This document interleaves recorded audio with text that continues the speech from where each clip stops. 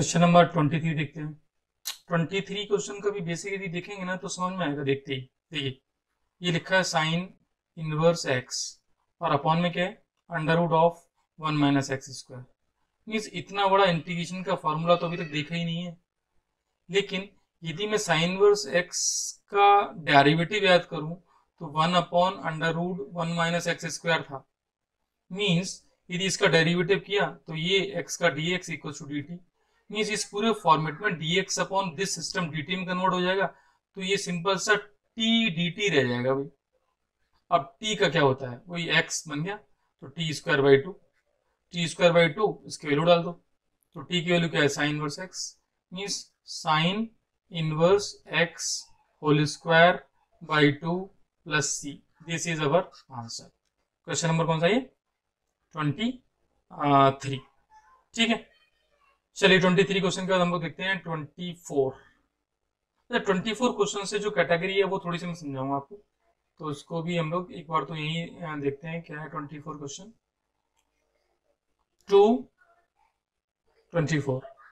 2 cos x -3 sin x upon 6 cos x plus 4 sin x। अच्छा, आप यदि ध्यान से देखो और आप इसमें कुछ जज कर सको तो बताओ। देखिए, एक तो 6 का फैक्टर है और 4 का फैक्टर है, तो यहां से तो 2 कॉमन हो जाएगा।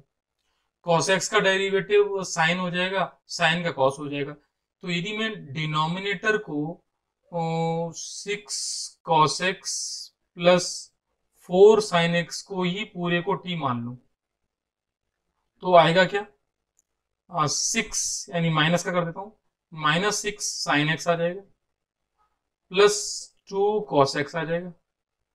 Got it.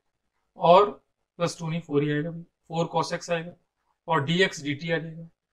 अब यहां से 2 कॉमन ले लिया तो 2 cos x मैंने आगे लिखा, माइनस का 3 sin x यहां लिखा। अब आप चेक कर लो क्या ये अपने पास न्यूमरेटर में प्रेजेंट है। देखो, बिल्कुल है। तो बस dt/2 हो गया। मीन्स क्वेश्चन रह गया 1/2t इतना सा रह गया। सो इजी, 1/t का ln t हो जाएगा तो आंसर 1/2। और यहाँ ln t के प्लेस पे उसकी वैल्यू पूरी जो t की वैल्यू थी रख दी, 6 cos x plus 4 sin x plus c। ये आंसर आ जाएगा। तो चलो, ये इजी क्वेश्चन ही था, question number 24। Next question number 25 को हम लोग देख लेते हैं। 25 में क्वेश्चन को समझते हैं पहले तो। बेसिक क्या है इसका, 1/cos square x upon 1 - tan x whole square. Actually पता है, ट्रिग्नोमेट्री के जितने भी क्वेश्चंस हैं जिनमें ट्रिग्नोमेट्री यूज हो रही है, तो बेसिकली उसको कैटेगरी बनाई सकती है कि सिंप्लीफिकेशन बाई ट्रिग्नोमेट्री। अब मैं कहूं कि मेरे पास ये जो सेटअप है तो 1/cos square x sec square x होता है, ये बताने की जरूरत तो नहीं होनी चाहिए। तो यहाँ सेक स्क्वायर एक्स हो गया इसकी जगह। अपॉन में जो लिखा हुआ है वो 1 - tan x है ऑलरेडी। अब जिसको फॉर्मूले याद है डिफरेंशिएशन की, उसको याद आ जाएगा कि भाई tan x का डेरिवेटिव सेक स्क्वायर एक्स है। तो वो इस केस में इस पूरे सेटअप को ही टी मानेगा। ऐसा नहीं है 1 को छोड़ दें सिर्फ tan x को माने, क्यों भी छोड़ दें, फिर और कॉम्प्लिकेटेड होगा। तो इसको टी मान लिया। तो minus sec square x d x d t आ जाएगा। तो sec square x d x चला जाएगा माइनस डी टी में, means minus d t upon t square रह जाएगा भाई। तो 1/t² का इंटीग्रेट कर लेंगे। मीन्स ये t⁻−2 लिखा हुआ है, तो t⁻−2 को इंटीग्रेट करेंगे तो क्या आएगा, t⁻−2 प्लस 1 अपॉन सिंप्लीफाई कर ली प्लस c। ये माइनस माइनस प्लस हो गया तो 1/t आ गया। तो 1/t, t की वैल्यू रख दो, 1 - tan x प्लस c। ये आंसर आ जाएगा 25। अगेन सिंपल क्वेश्चन है। 26 क्वेश्चन को यदि देख लें तो यहाँ पे भी देख सकते हैं 26 को, क्योंकि सिंपल सा ही क्वेश्चन है। cos √x अपॉन √x ये क्वेश्चन दिया ही इसलिए है कि हमें एक्स ये समझ में आना चाहिए कि रूट एक्स का डेरिवेटिव 1/2 रूट एक्स है। ये फ्रीक्वेंटली दिमाग में फिट हो जाना चाहिए। देखो 1 यानी dx अपॉन रूट एक्स वैल्यू कहां चली जाएगी, 2 dt में। मीन्स ये सिंपल सा रह गया cos t dt 2। अब cos t का sin t, तो 2 sin t, अब sin t रूट एक्स, तो ये आंसर आ गया 26। क्वेश्चन नंबर 27 फिर अगेन एक सिंपल क्वेश्चन है इन 27।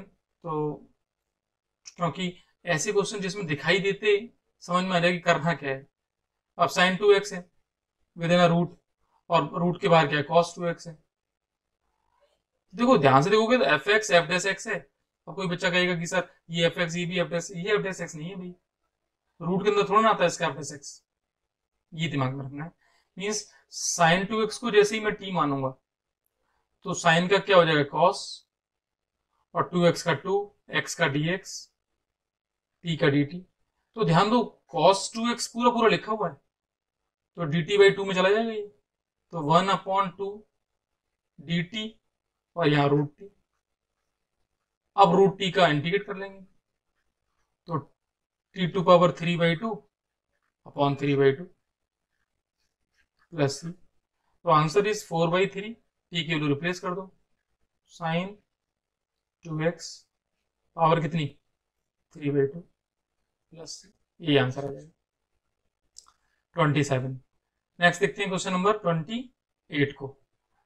अगेन फिर वो कैटेगरी है, वो देखते ही जो सिंपल कैटेगरी समझ में आती है उसी कैटेगरी का टाइप है, क्योंकि ऊपर cos x है और नीचे विद इन अ रूट क्या है 1 + sin x है।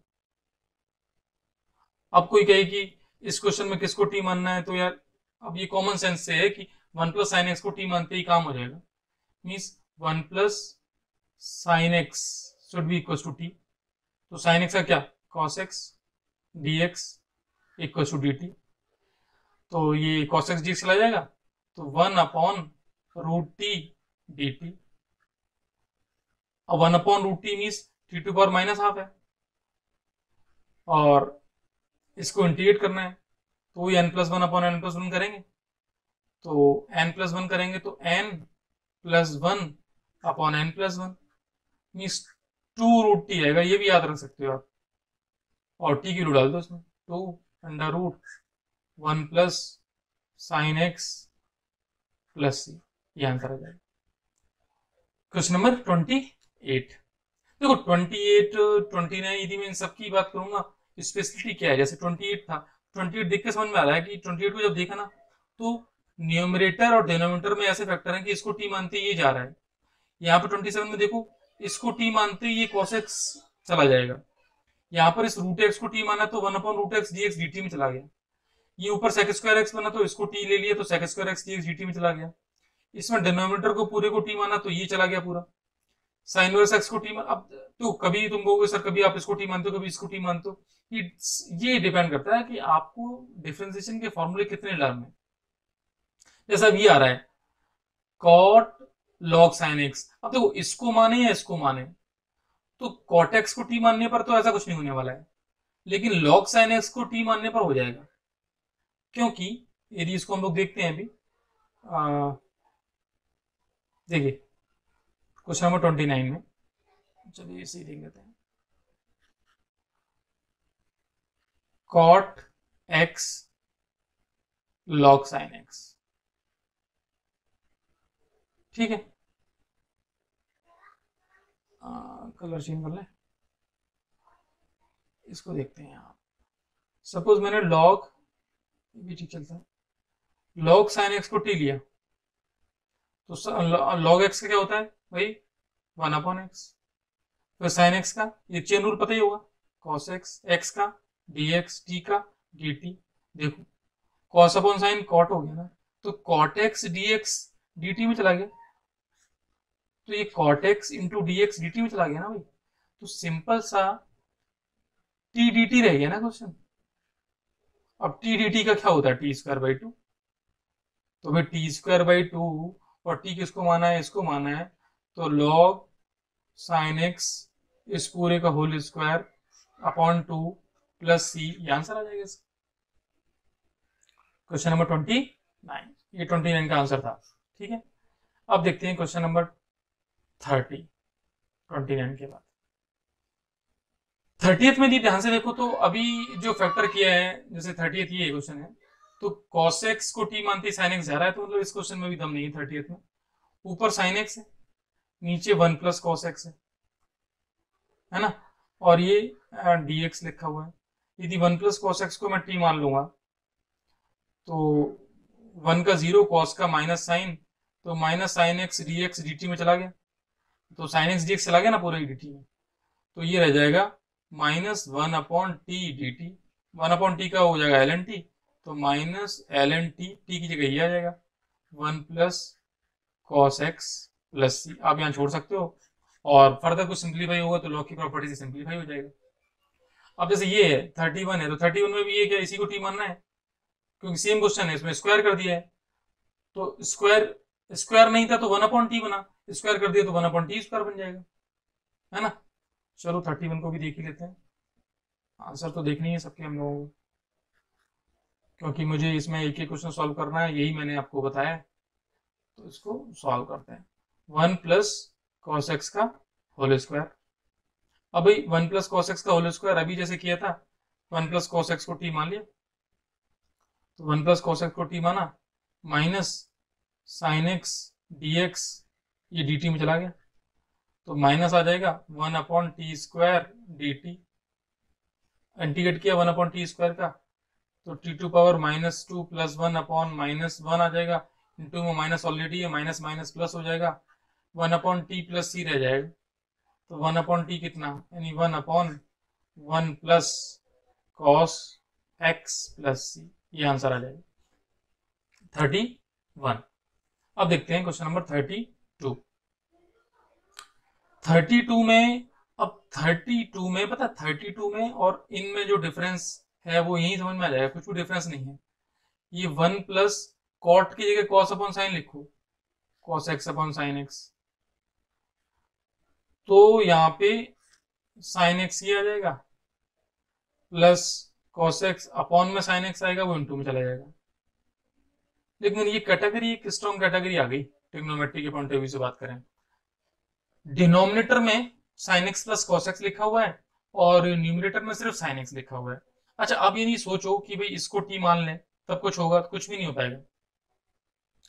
अब क्या करेंगे, मीन्स ये टाइप थोड़ा सा स्पेशल ध्यान देना हम लोगों को, sine x upon sine x plus cos x, ये गिवन है।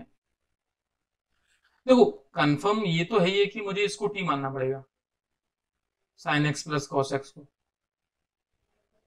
इसको मैं टी एज्यूम करूंगा, तो इसको यदि टी एज्यूम करूंगा तो साइन एक्स का आ जाएगा कॉस एक्स, और कॉस एक्स का माइनस साइन एक्स, कुछ ऐसा सेटअप होगा, है ना, और dx इक्वल टू dt, ये कैटेगरी बन जाएगी। लेकिन अब क्या किया जाए कि ये सारा काम हो जाए, तो एक काम किया, मैंने इस ऊपर वाले साइन एक्स को लिखा साइन एक्स, या फिर मैं देखो इसमें एक फॉर्मेशन आता है कि something upon a sine x plus b cos x, वो भी एक पूरा टाइप है जिसे सॉल्व करते हैं। लेकिन मैं यहां सोच रहा हूं कि कैसे भी ये इसी तरीके से सिंप्लीफाई हो जाए। तो यदि मैं देखूं कि मुझे ये वाला फैक्टर एक ऊपर लेके आना है, और तो मैंने काम किया sign x plus cos x लिखा, कॉस एक्स प्लस, और यहां पे लिख दिया मैंने sine x minus cos x. अच्छा, ऐसा लिखने पर मैंने 2 साइन एक्स लिख दिया सिर्फ, तो मैं क्या करूंगा 1/2 से डिवाइड कर दूंगा। अभी तक मैंने जितना भी ये काम किया है उसमें सिर्फ मैंने क्वेश्चन को ही रिपीट किया है, चेक कर लो आप। साइन एक्स को 2 साइन एक्स लिखना, तो 2 से डिवाइड कर दिया, और ऊपर ऐसे लिख दिया। मैं क्या चाह रहा था कि एक तो ये फैक्टर अपने पास ऐसा बन जाए, और sine x plus cos x आ जाए, ऊपर देखो 2 साइन एक्स, तो 2 साइन एक्स आ गया ऊपर। अब इस वाले को ध्यान से देखो, तो यहाँ पे माइनस कॉमन ले लूं तो ये बन जाएगा। मीन्स मुझसे कोई कहे कि भाई sine x minus cos x d x, इसकी वैल्यू क्या आएगी, तो माइनस डी टी आ जाएगी। तो फिर मैंने एक काम किया, अलग अलग डिवाइड कर दिया, और जैसे ही इसको अलग अलग डिवाइड करेंगे तो यहाँ तो आ जाएगा 1 dx आएगा, और यहाँ आएगा, यदि मैं माइनस ही ले लूं तो इस जगह जो फॉर्मेशन बनेगा वो हाफ के साथ कुछ ऐसा बनेगा कि cos x minus sine x upon sine x plus cos x dx। मुझे कुछ भी नहीं करना है, इसको t मानना है, ये dx dt में चला गया इस वाले फॉर्मेशन से। तो देखिए 1/2 आ गया, 1 का x आ गया, 1/2 को मैंने बाहर कर लिया, माइनस इसको t मानेंगे तो dx dt में चला गया, तो 1/t रह जाएगा यहाँ पर, और 1/t का क्या आ जाएगा, ln t। तो ln और t की जगह बस इसको रख दो, sign x plus cos x, ऐसा नो, तो बस ये आंसर आ जाएगा। तो ये क्वेश्चन थोड़ा सा स्पेशल था, क्वेश्चन नंबर 32। तो 32 से यदि मैं कैटेगरी बनाऊं तो एक कैटेगरी आगे हम लोग पढ़ेंगे, उसमें भी यही काम करेंगे। यदि उसको यहाँ समझाना चाहूँ तो देखो जरा एक बार, यही बता देते हैं। आपके पास क्या था, अपॉन में लिखा था a sign x plus b cos x, और यहाँ न्यूमरेटर में लिखा था सपोज p साइन एक्स। इस टाइप का क्वेश्चन था, तो इसको एक कैटेगरी बना के भी याद रख लेंगे कि p sine x is equal to a times denominator, या पूरा का पूरा डिनोमिनेटर आ जाएगा जो भी है, a sign x plus b cos x plus capital B time derivative of denominator, यहाँ डिनोमिनेटर का डेरिवेटिव आ जाएगा, और फिर उसके बाद कैपिटल A और कैपिटल B की वैल्यू हम लोग बाय द कंपैरिजन सॉल्व कर लेंगे, प्लस b cos x, ये लगाना है। जैसे मैं इस क्वेश्चन में लगाता हूं, देखिए मेरे पास क्या था, क्वेश्चन था साइन एक्स, ये वाला sine x upon sine x plus cos x. तो मैं क्या करूंगा, यदि इस मेथड को लगाता हूं, sine x is equal to a times denominator, जो भी डिनोमिनेटर है वो पूरा पूरा एज इट इज आ जाएगा, plus b times derivative of denominator, sine x का कॉस एक्स का minus sine x.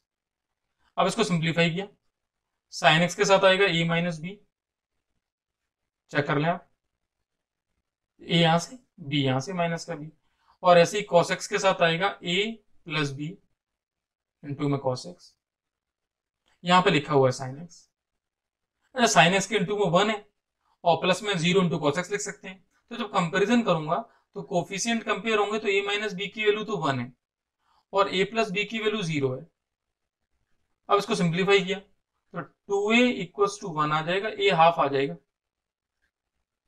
a half आएगा तो b माइनस हाफ आ जाएगा, तो a की वैल्यू आ गई और b की वैल्यू आ गई। तो अपना क्वेश्चन क्या था, अपना क्वेश्चन था sine x upon sine x plus cos x, और उसको जो लिखना था वो क्या था, a टाइम्स क्या था, जो साइन एक्स को लिखना था a times denominator plus b times derivative of denominator cos x minus sine x, यही था ना। और कंपेरिजन करके हम लोगों ने ये और भी निकाले थे, अपॉन में यही sign x plus cos x। ठीक है, अब a की वैल्यू कितनी निकल गई थी अपनी, हाफ, तो यहाँ sign x plus cos x है, और b कितना आया था, b आया था माइनस हाफ। पिछले मेथड में जब मैंने किया था तो मैं 2x लिखा था उसको, 2 साइन एक्स, याद करो। और पता है इस मेथड में उसने क्या किया, काम वही है, लेकिन इतना सब करने के बाद उसने साइन एक्स को ही बाई पार्ट करके लिख दिया है। कैसे, ये cos x जो पोर्शन, ये cos x वाला पोर्शन देखो, हाफ cos x जो ये लिखा हुआ है वो तो इस हाफ cos x से कैंसिल हो गया, ये प्लस का ये माइनस का है, लेकिन माइनस जब इसमें जाएगा यहाँ पर तो साइन साइन ऐड हो जाएंगे, साइन एक्स बन जाएगा, तो ऑब्वियसली इसी को तो लिखा हुआ है साइन एक्स को। और मैंने क्या किया था कि साइन एक्स में 2 से डिवाइड 2 से मल्टीप्लाई वो कर लिया था, इसने साइन एक्स के टुकड़े करके लिख दिए। अब मैं जब इसको अलग अलग करूंगा तो अलग अलग करूंगा, अभी क्वेश्चन उसी कैटेगरी में निकल जाएगा कि हाफ के साथ ये पोर्शन अलग हो जाएगा, sign x plus cos x, और अपॉन में क्या है, sign x plus cos x है, ठीक है ना। और यहाँ पर माइनस हाफ के साथ क्या होगा, माइनस हाफ के साथ ऊपर आएगा derivative cos x minus sine x, और नीचे वो फंक्शन मिलेगा sign x plus cos x. अब जब इसको इंटीग्रेट करोगे, यहाँ dx है, और जब इंटीग्रेट करेंगे तो इसको t मानेंगे, तो ये dx dt भी चला जाएगा, तो 1/t आ जाएगा यहाँ पर, और इसका सिंपल कैंसिल आउट हो जाएगा, सिर्फ 1 बचेगा, 1 का x आ जाएगा, जो प्रीवियस में हमने देख लिया था उस मेथड से। तो अल्टीमेटली ये दोनों मेथड सेम है। इस मेथड को हम बाय द रूल जब भी ऐसा फॉर्मेशन मिलेगा तब हम अप्लाई कर देते हैं कि जो न्यूमरेटर उसको लिखते हैं a times derivative plus b times a time function plus b times derivative of denominator. यहाँ पर भी डिनोमिनेटर है और वहां पे क्या है, इसका डिनोमिनेटर का डेरिवेटिव है। आई थिंक ये क्लियर होना चाहिए। ओके, चलिए तो ये क्वेश्चन नंबर हम लोगों ने कौन सा देख लिया, 32।